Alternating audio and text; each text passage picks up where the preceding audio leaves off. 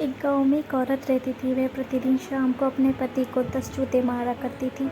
इस औरत की एक बेटी भी थी। जब वह शादी के लायक हुई तो उसके लिए वर की खोज होने लगी।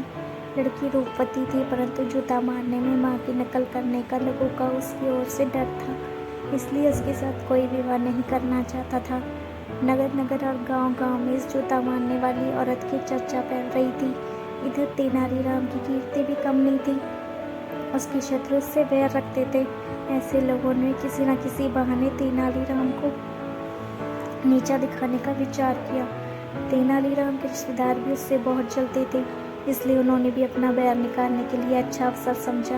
एक दिन तेनालीराम सारे कामों से निपटकर अपने घर में बैठे थे।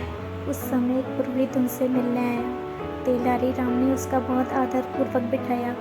थोड़ी देर इधर उधर की बातें करने के बाद पुरोहित ने कहा, वह रमा भाई अपने पति विष्णु को नित्य 10 जूते मारा करती है। उसको तो आप जानते होंगे। उसकी एक बहुत रूपवती बेटी है, उससे कोई विवाह नहीं करता। सबको यही भय कि उसमें माता से आचरण न हो। यदि आप उससे विवाह कर ले तो आपकी बहुत प्रशंसा होगी।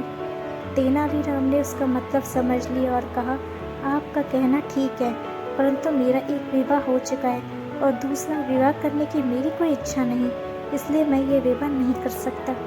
किंतु हाँ, मेरा एक छोटा भाई है जो उन दोनों काशी पढ़ने गया है। यदि उसके साथ उस लड़की का रिश्ता हो सकता है तो मैं तैयार हूँ।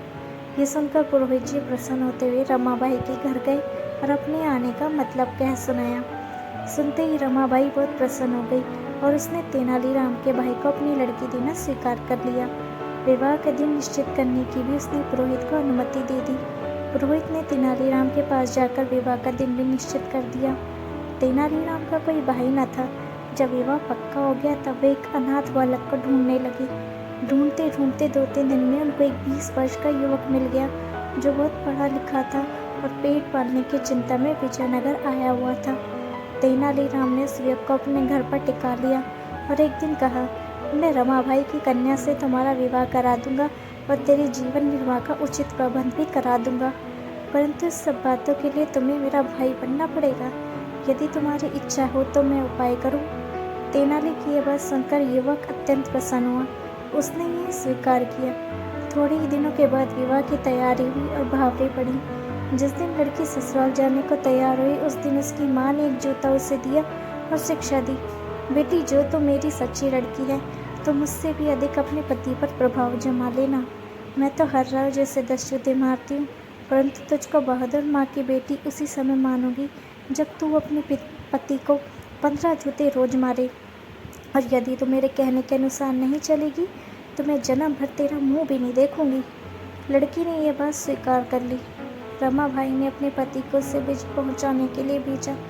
लड़की के ससुराल में पहुंचते ही तेनाली ने ऐसा रूप बना लिया जिससे वह थर थर कांपने लगी। उसके पति को भी तेनालीराम ने चिड़चिड़े स्वभाव का बनाकर रहने को समझा दिया था। तेनालीराम और अपने पति इन दोनों के स्वभाव में चिड़चिड़ापन और क्रोध देखकर उस लड़की ने भय के मारे जूता चुपके से कोने में डाल दिया और मारने का विचार उस समय छोड़ दिया। एक दिन भोजन के पश्चात तेनालीराम और विष्णु दोनों बात कर रहे थे। उस समय तेनालीराम ने बिल्कुल अनजान बनकर विष्णु की पीठ पर हाथ पड़ते हुए कहा, तुम्हारी पीठ पर ऐसे गड्ढे क्यों पड़ रहे हैं? यह सुनकर विष्णु ने सारी बात कह सुनाई। तेनालीराम ने सुनकर बहुत खेद प्रकट किया और कहा, एक उपाय मुझे सोचा है, तुम बताओ तो करो तो बताओ। उसने इस बात की हामी भरी। तेनाली ने उसको 4 मास तक अपने यहाँ रखकर नित्य प्रति प्रातःकाल सूर्य को साष्टांग दंडवत प्रणाम करने के लिए कहा। वह तेनालीराम के आज्ञानुसार नित्य प्रति यह व्यायाम करने लगा।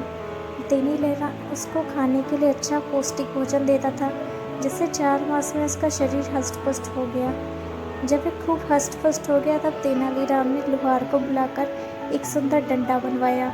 इस डंडे में बांस के ऊपर उचित स्थानों पर लोहा लगवाकर उसको ठीक लोहांगी बना दिया।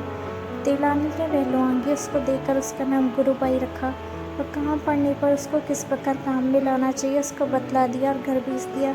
अपने पति को 5 मास बाद आया हुआ देखकर रमाबाई को बहुत हर्ष हुआ। उसने 5 मास तक के जूतों का हिसाब कर रखा था। पति को हष्ट-पुष्ट देखकर मन में बहुत प्रसन्न हुई।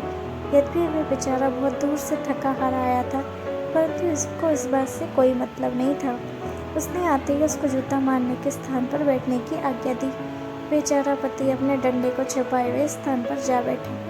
औरत ने जूता मारने के लिए जो ही हाथ बढ़ाया, त्यों ही पति ने रमाबाई को ऐसे जोर से डंडा मारा कि उसका सर फट गया। डंडे के लगते हुए चीखी, अरे मार डाला, और जमीन पर गिर पड़ी। तब पति ने दूसरा डंडा मारा, जिसके लगते ही वह और जोर से चिल्लाने लगी। उसकी चिल्लाहट सुनकर अड़ोस पड़ोस के आदमी इकट्ठे हो गए और उसको मारने से रोका। अपने पति का रौद्र रूप देखकर वह डर गई और उस दिन से उसकी आज्ञा मानने लगी। जब लोगों ने यह बात सुनी कि तेनालीराम की युक्ति से विष्णु ने अपनी दुष्ट स्त्री से छुटकारा पाया है, तो वे उसकी बुद्धि की प्रशंसा करने लगे और उन्होंने उस दिन से तेनालीराम से बैर रखना छोड़ दिया। किसी ने सच ही कहा है कि डंडे के आगे तो भूत भी भाग जाते हैं। दोस्तों, अगर आपको तेनालीराम की ये कहानी अच्छी लगी हो तो चैनल को लाइक और सब्सक्राइब कीजिएगा, ताकि आपको इसी तरह की और कहानियाँ मिलती रहे। Thank you so much for watching. Thank you watching. Keep watching.